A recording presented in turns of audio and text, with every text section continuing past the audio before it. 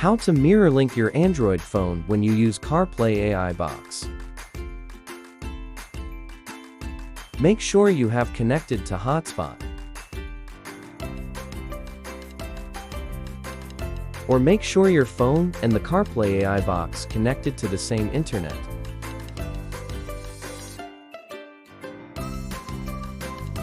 Go back to the home page.